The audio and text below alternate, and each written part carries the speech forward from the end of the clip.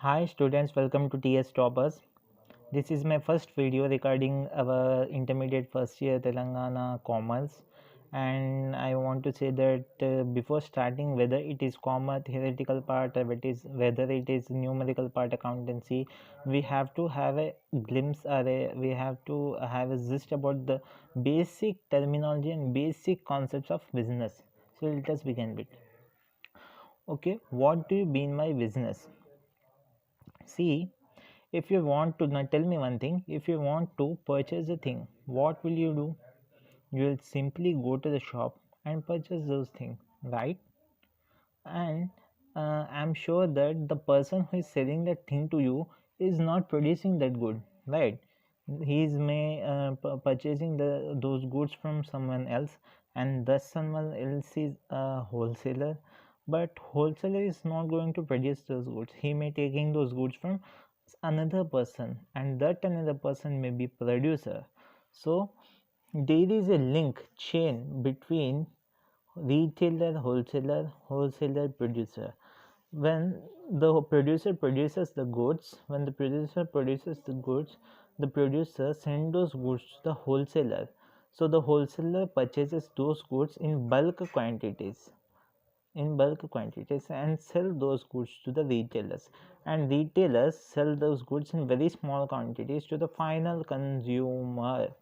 So there is a chain between the producer, wholesaler and retailer. यहाँ पर एक chain है प्रोड्यूसर के बीच में, होलसेलर के बीच में और रिटेलर के बीच में. इसी चेन को हम कहते हैं बिजनेस चेन. और ये जो भी एक्टिविटीज़ चल रही है, जहाँ से गुड्स को प्रोड्यूस किया जा रहा है, वहाँ से कंजम्पशन के लिए लाया जा रहा है, ये सब कुछ एक्टिविटीज़ जो है, these activities are called as business, and the persons involved in these activities are termed as the businessman. So the producer, wholesaler, retailers, every person involving from the production of the good till the consumption of the good falls under the category of business. So this is the basic concept of business. Let us have a look on the definition. Business is a human activity because it is concerned with producing goods and marketing of goods and services. So we can say that business is a human activity and it is concerned with producing and marketing of goods and services. Not only goods but services also. For example, we are offering some services. Definitely we can't offer any services for free of cost. Uh, Let us define what is commerce.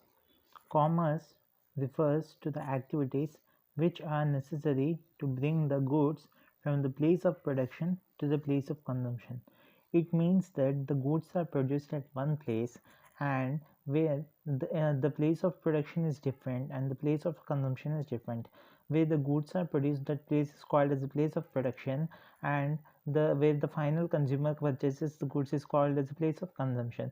There is a gap between the place of production as well as place of consumption. So commerce, what is the role of the commerce is to fulfill the gap between the place of production to the place of consumption. Let us take an example. Suppose, let us assume that some goods are produced in Warangal district, okay, and the demand for those goods is at Hyderabad. So there is a gap between the place of production and place of consumption. So commerce refers to those activities, which are necessary for filling the gap between the place of production and the place of consumption. Let us assume, suppose goods are produced in a factory, okay, then the goods cannot be placed over there, so it is transferred to the warehouse means godowns. So with the help of trucks, these goods are transferred from the place of production to the warehouse. And for the business we need finance, so this finance is provided by the banks. So commerce refers to all these activities which helps to bring the goods from the place of production to the place of consumption. So this is the gist, a glimpse of commerce. Let us find how the commerce or business started in India. Let us discuss about the history of commerce in India. So the first stage in the history of commerce in India is the household economy. Household economy is the first stage in the in the economic development of India. In this stage, there was no division of labor. Okay, what do you mean by division of labor? Division of labor means allocating the work to persons according to their efficiency and their caliber. It means that suppose a person is good at stitching, he should be allocated only those tasks instead of rather than cooking. So division of labor means what division of labor means allocating the work according to the person's caliber and person's efficiency, so that the person's expert in particular field can do a better job. So in this stage, division of labor was unknown. The next point is self-sufficiency. What do you mean by self-sufficiency? See, let us take an example. In the recent period, in the early stages of economic development, what happened? So people were not dependent on others. So let us take an example. If we want if we want the staple food of India is, especially in South India, is rice. So if we want rice, then immediately we will start cultivating the rice. So whatever whatever our desires, needs or wants are there, we use it to satisfy those desires, needs and wants by the way we want. We are not depending on others. So everyone was self-sufficient. Whatever they need, they were used to produce it. So they were producers, they were used to self-sufficiently fulfill their needs. So they were not dependent on others, they were not purchasing, buying, no exchange of goods, nothing. So in this stage, commerce was unknown. Commerce was unknown. The next is barter economy.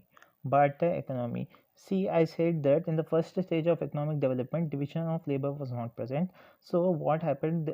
People started to growing those crops or fulfill their needs according to the way they want. So so we cannot fulfill every need. Example, I am in need of a pot. But I am an expert in stitching, so I cannot fulfill my need by stitching. I need a pot to fulfill my desire. So what happened? People started specializing in occupation. Means the people who were experts. Let us take an example. A person is an expert in stitching, so he is a tailor. So he started doing those works as a full time. Means he started as his main occupation. So people started specializing in occupation. So then next what happened is, suppose I am in need of a pot, but I am a good tailor, I stitch clothes. So I will exchange my stitched clothes with that person who is selling the pot. So in this stage, goods were exchanged by goods were exchanged without money. Means exchange of one good for another good. So this is called as a barter economy. So this is the first stage of commerce, where the commerce started where the commerce started where the commerce started here currency was not used. So let us discuss about the third point in the history of commerce, that is the rise of trade. So people started exchanging their goods and services, so the race for trade increased, the trade has been increased, needs in this stage has been increased. But what happened? Let us assume that I have 100 kgs of rice, okay, and I am in need of a pot. So I cannot exchange 100 kgs of rice for a simple small a normal pot. There is a lot of difference between the value of those things, but there was no value fixed, there was no currency. So people thought that there should be some measurements, there should be some weights, there should be some measurements. So people started using the weights and measurements. Here the use of currency started. So this is the third stage. Then next is the town economy. So with the help of currency, the trade in the economy has begun. Division of labor started. Prices of goods began to be fixed. People started lending loans and borrowings, and they were started taking goods on the credit system. So this is the fourth point, that is town economy. Let us come to the fifth point, international trade. What do you mean by international trade? International trade means in the earlier time, people were just trading within their boundaries, within their geographical boundaries.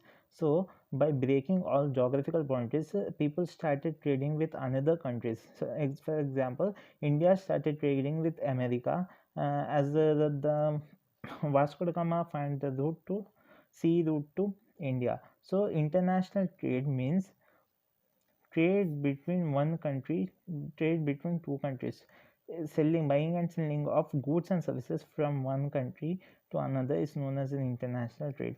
And then next point is, sixth point is e-commerce. E-commerce is the today's generation we are experiencing.